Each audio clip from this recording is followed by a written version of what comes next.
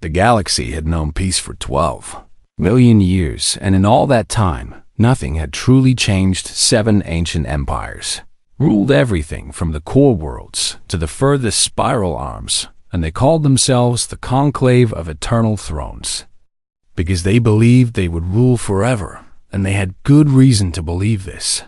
These beings had long ago left their bodies behind and uploaded their minds into machines the size of moons, and they had built weapons that could crack planets. And they had written their laws into the very fabric of space itself. They watched younger races the way a might watch ants building a hill, and they felt nothing but patient amusement because they had seen this story play out 10,000 times before a species would develop on some forgotten world, and they would discover fire and then metal and then electricity, and then they would look up at the stars and dream of reaching them, and then they would build their first ships and venture out into the darkness, and they would find the boundary markers. The Conclave had placed these markers around every promising species in the galaxy, and they were beautiful, terrible things, made of materials that younger races could not understand and covered in warnings written in pure mathematics. The message was always the same. You may go no further, and you must wait until we decide you are ready, and if you disobey, there will be consequences beyond your imagination. Every species stopped when they found the markers, because the markers radiated power that made it clear. The warnings were not empty threats. Ambassador Tetheroi of the Volcari Empire had been observing primitive species for longer than most stars had burned, and he had watched 47 different civilizations reach the markers and stop. Some had raged against the invisible chains, and some had wept, and some had simply accepted their fate, but all of them had stopped. When the Valkyrie first detected radio signals from a small blue planet orbiting an unremarkable yellow star, they followed standard protocol, and they placed boundary markers around the system, and they waited. The species called themselves humans, and they were fragile things made of soft meat and water, and they lived for less than 100 years before dying. Tetheroi found them mildly interesting because they made so much noise, and they fought among themselves constantly, and they seemed to feel everything so intensely. He watched them for 300 years as they slowly climbed toward the stars, and he felt the familiar patient amusement as they built their first real spacecraft. The humans sent probes to their neighboring planets, and they built stations in orbit around their world, and they planted flags on their moon, and through it all they kept looking outward with hungry, desperate eyes.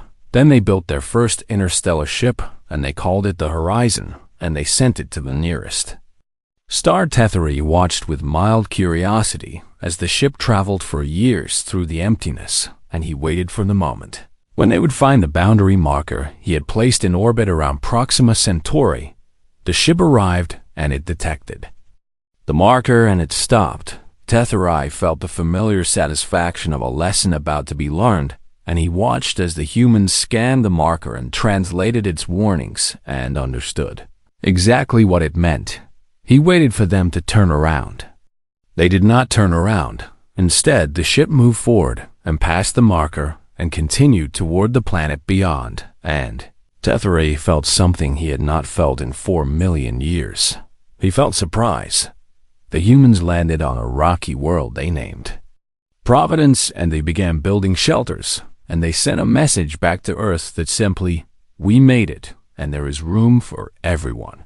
Tetheroi reported this to the Conclave, and for the first time in 400,000 years, the 7 ancient empires convened an emergency session. They passed the marker. Tetheroi transmitted, and even his ancient mind could not hide his confusion. They read the warnings, and they understood them perfectly, and they simply continued forward. "Impossible," the Aurith Dominion responded, and their crystalline consciousness flickered with disbelief. No species has ever ignored the markers. These ones did. The Conclave debated for what seemed like an eternity to them, though it was only 17 hours by human counting, and they decided that this must be a mistake. Perhaps the humans had not truly understood the warnings, and perhaps they needed a more direct message. They sent an arbiter to Providence, and arbiters were terrible. Things that existed only to deliver the Conclave's will, and they carried enough weapons to shatter moons. The arbiter arrived in orbit around Providence, and it broadcast its presence to the small human colony below, and it waited for the fear and the begging and the surrender that always came. Instead, a small shuttle rose from the surface and flew directly toward the arbiter, and it carried 6 humans who wanted to talk.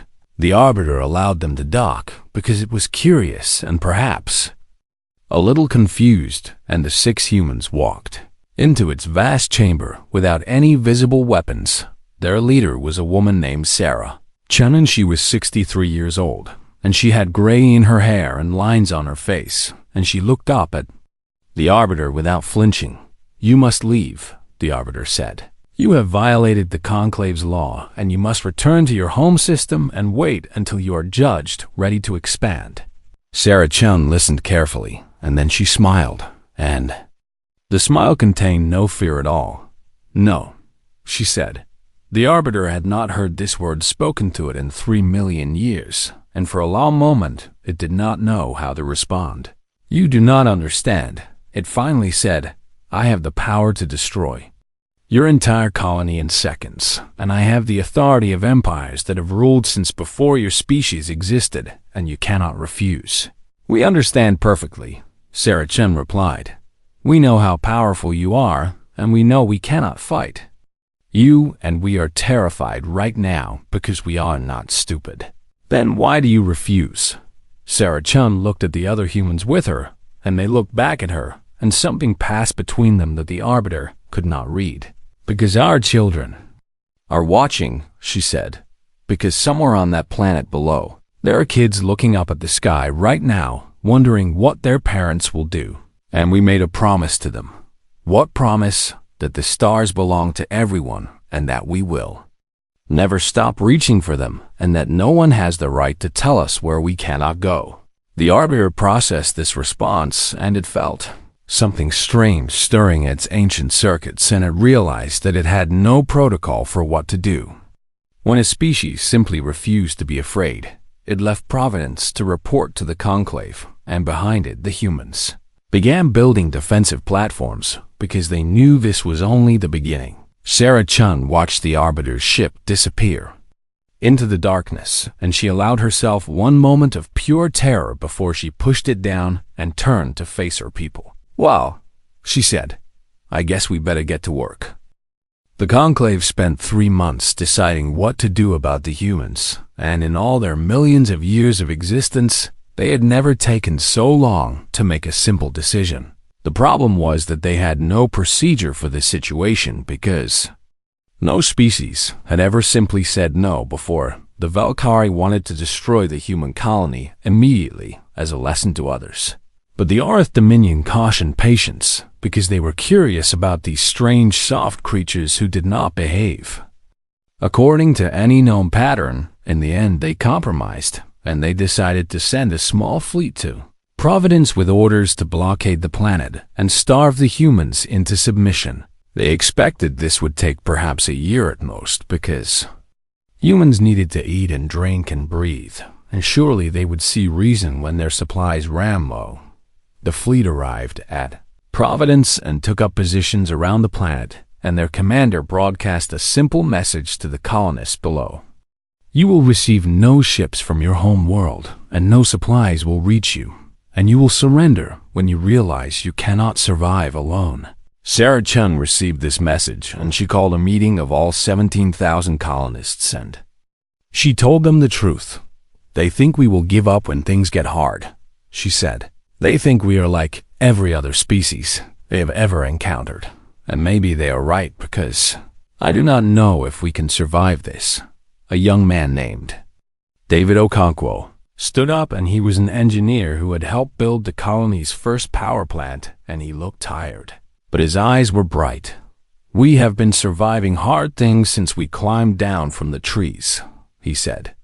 "Our ancestors crossed oceans in wooden boats and walked across frozen continents and built cities in deserts where nothing should grow. This is different. Someone called out. These beings have ruled the galaxy for millions of years. So what? David replied. Millions of years ago, our ancestors were eating bugs and hiding from predators, and look at us now, and we got here by refusing to accept that anything was impossible. The colonists voted that night, and the vote was unanimous, and they would not surrender. But they knew they could not win a direct fight against the Conclave fleet, so instead, they did something the ancient empires had never expected. They started talking not to the Conclave but to everyone else in the galaxy. The boundary markers had been broadcasting warnings for millions of years, but they had also been collecting data, and some very clever human scientists had figured out how to tap into that network and send messages of their own. The first message went out 3 weeks after the blockade began, and it was simple. This is humanity, and we are trapped, but we are not giving up, and if anyone out there has ever dreamed of something more than the life the Conclave allows you, then know that you are not alone.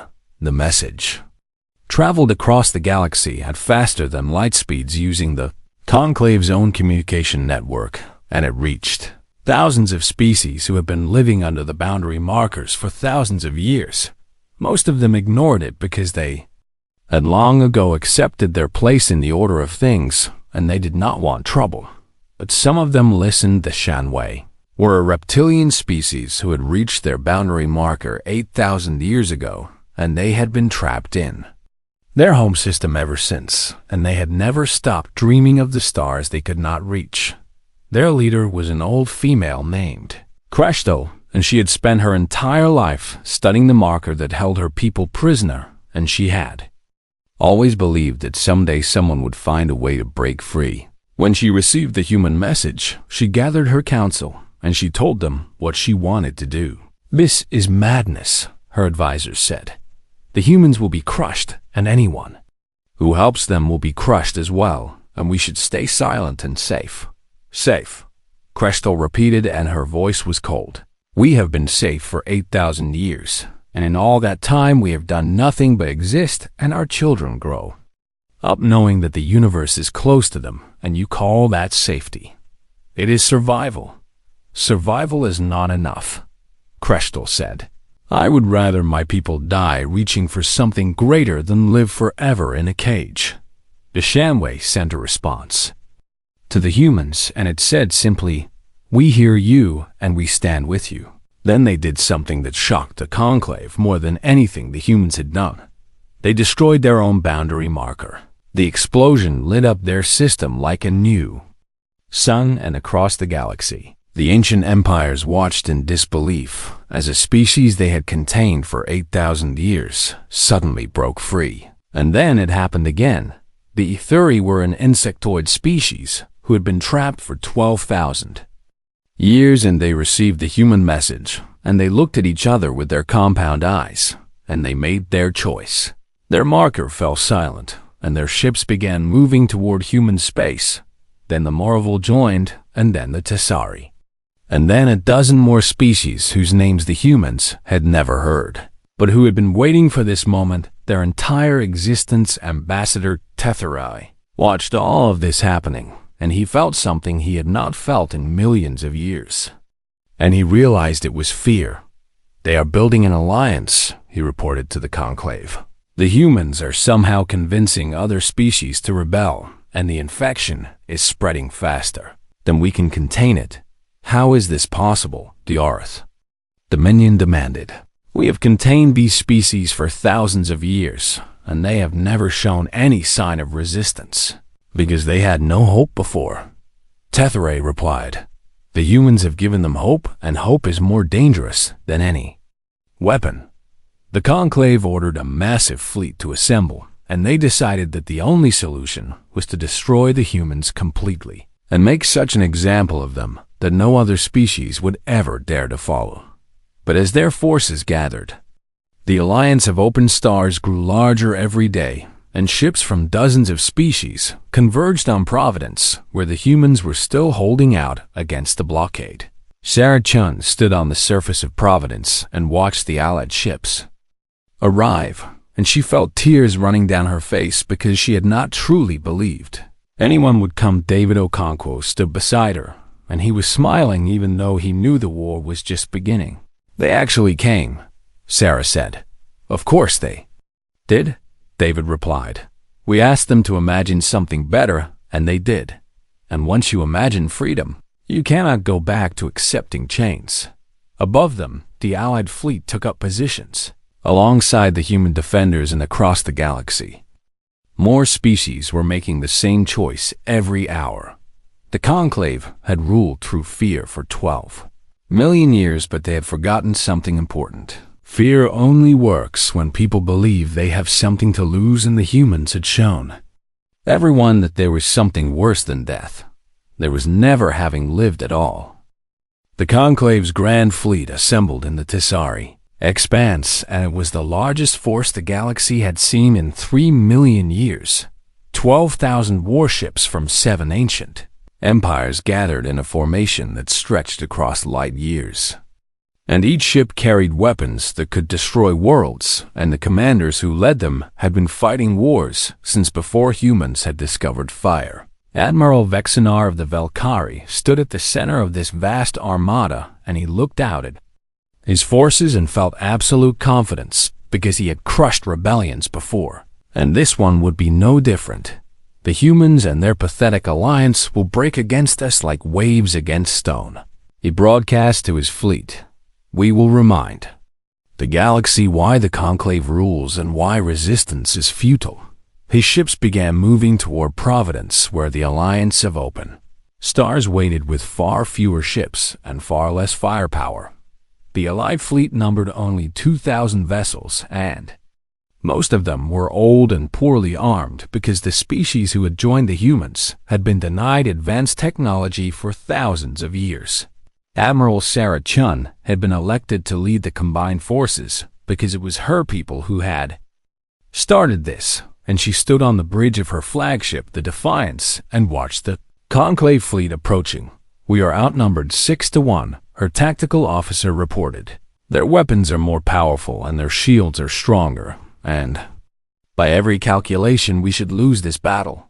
"I know," Sarah said, and her voice was calm even though her heart was racing. "But calculations do not account for everything." She opened the channel to the entire Allied fleet and spoke to the thousands of beings from dozens of species who had chosen to stand with humanity.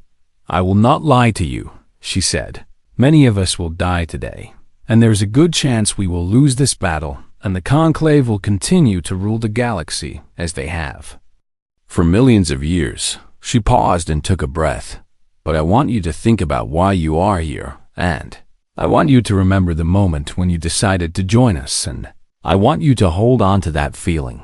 You are here because you believe that life means more than just surviving, and you believe that your children deserve a universe without chains, and you believe that some things are worth dying for. The Conclave has forgotten what that feels like because they stopped dying a long time ago, and they stopped risking anything, and they stopped believing in anything except their own power. That is their weakness, and that is why we will win." The two fleets met in a storm of fire and light, and the battle was everything. The Allied commanders had feared Conclave weapons tore through Allied ships with terrible efficiency, and in the first hour 300 vessels were destroyed, and thousands of beings died in the cold darkness of space. But the Allied fleet did not break, and they did not run, and they fought back with everything they had. The humans had shared all their knowledge with their allies in the months before the battle, and they had helped the other species upgrade their ships and improve their weapons and create new tactics, and the humans brought something else to the fight that the Conclave had never encountered before.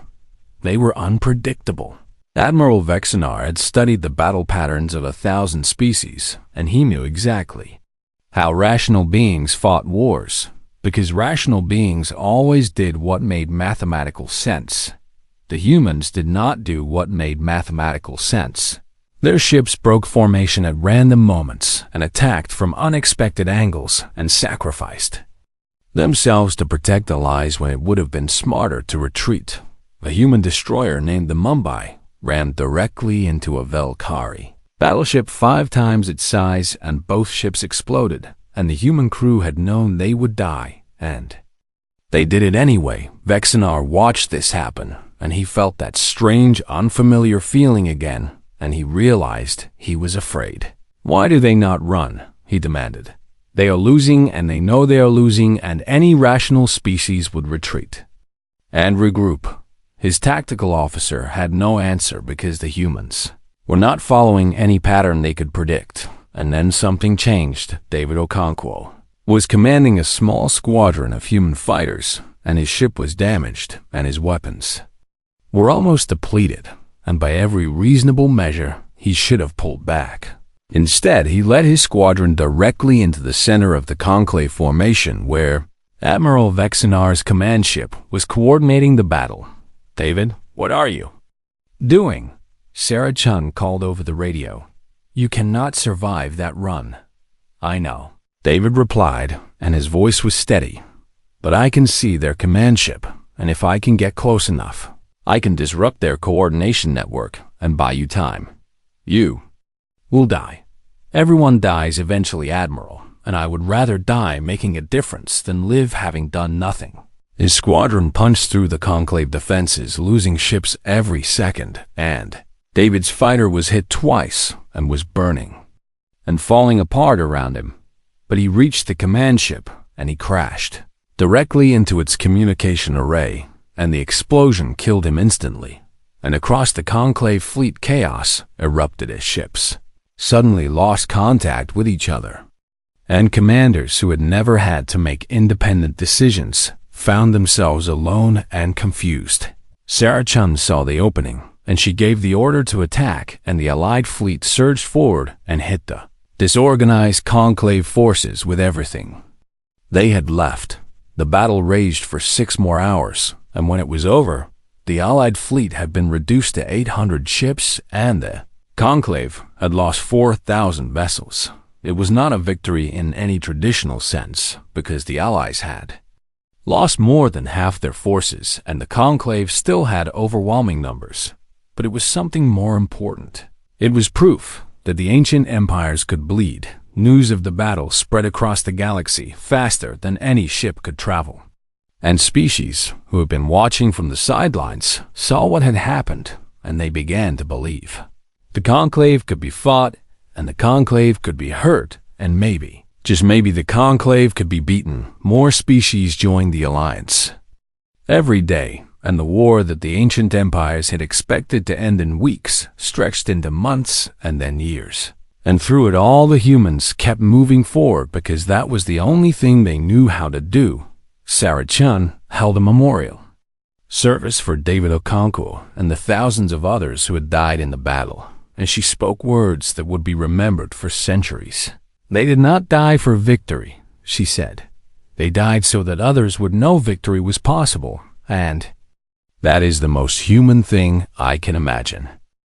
The war lasted 12 years, and it changed everything.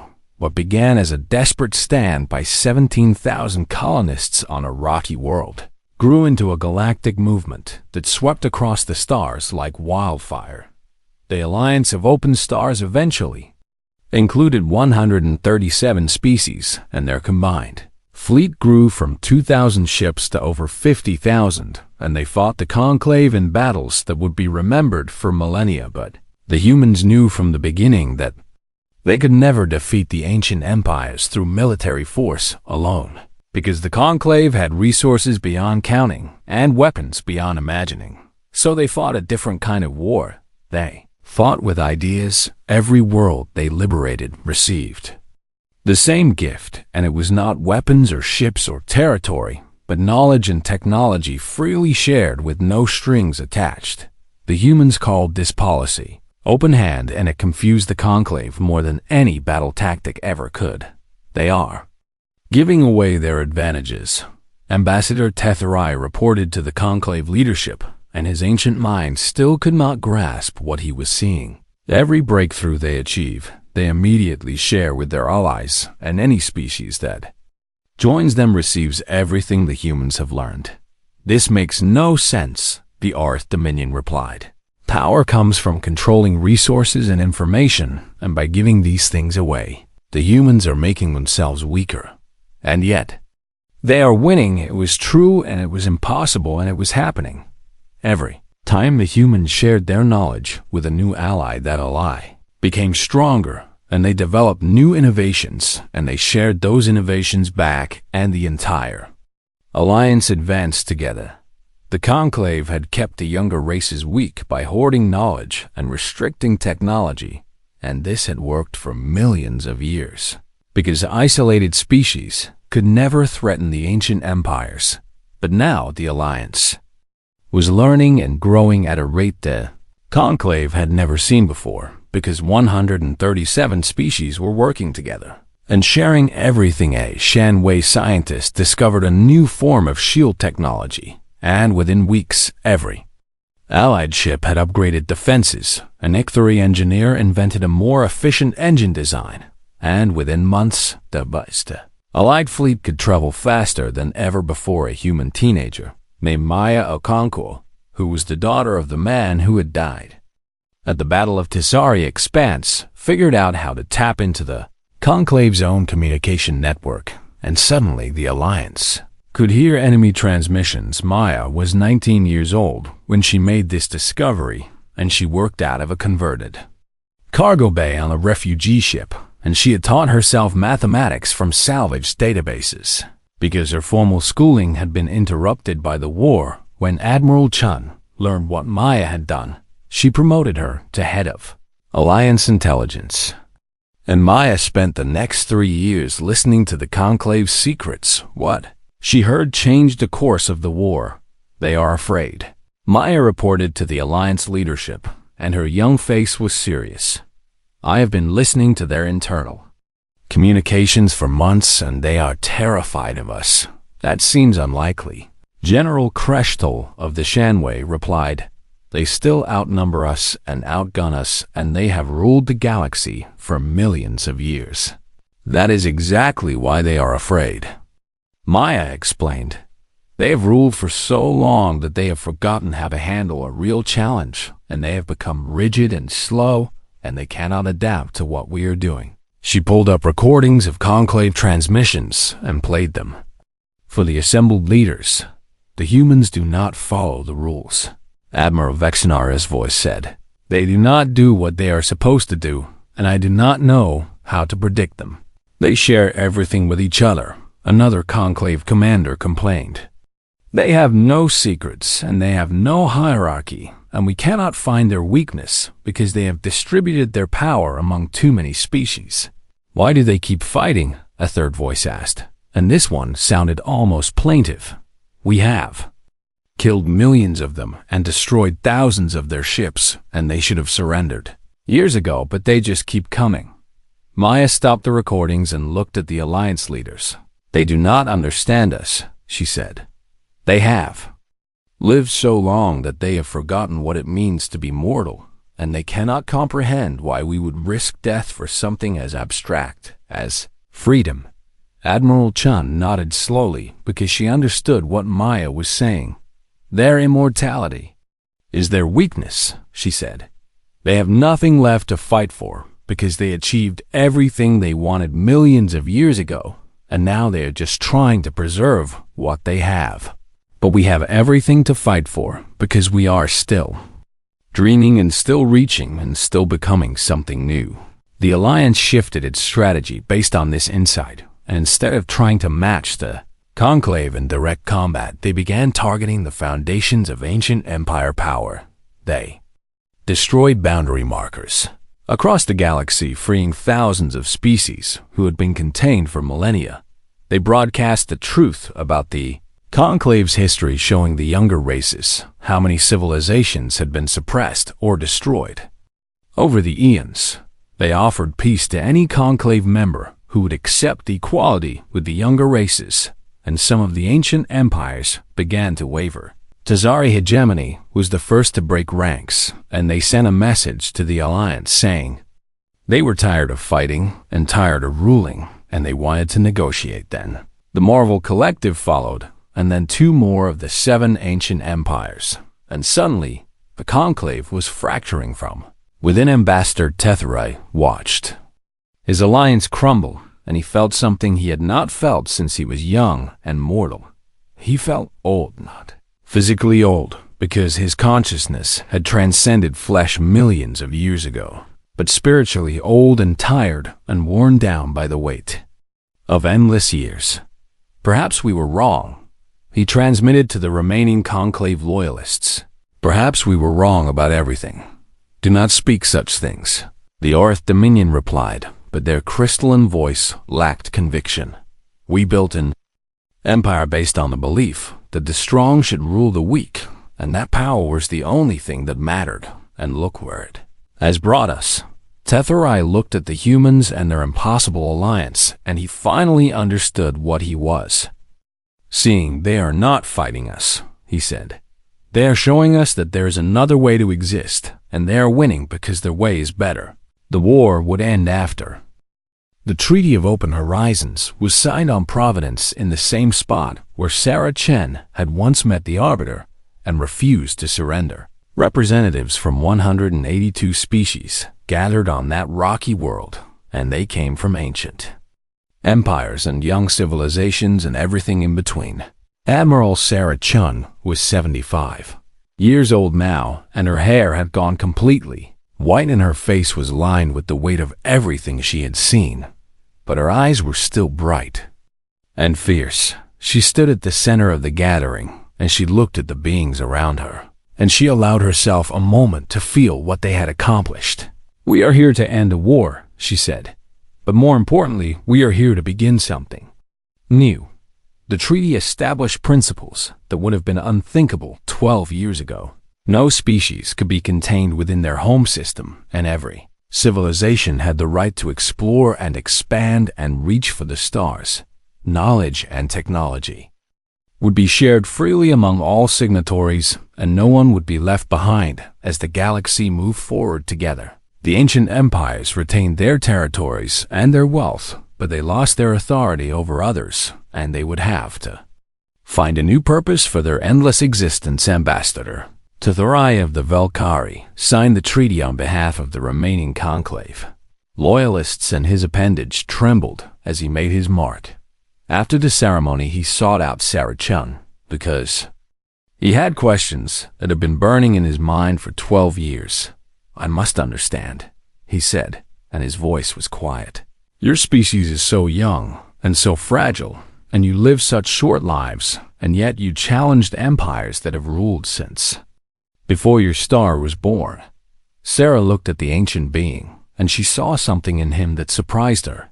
She saw exhaustion. You want to know why we were not afraid? She said, I want to know why you kept fighting when by every measure you should have lost, and I want to know why your people sacrificed themselves so willingly for each other, and I want to know what drives you. Sarah was quiet for a long moment, and she thought about David Okonkwo and all the others who had died, and she thought about her own children and grandchildren who would inherit whatever they built here. Do you know what mortality means? She asked. Not as an abstract concept, but as a lived experience. I remember mortality, Tetherai replied. I was mortal once long ago before I uploaded my consciousness into this form.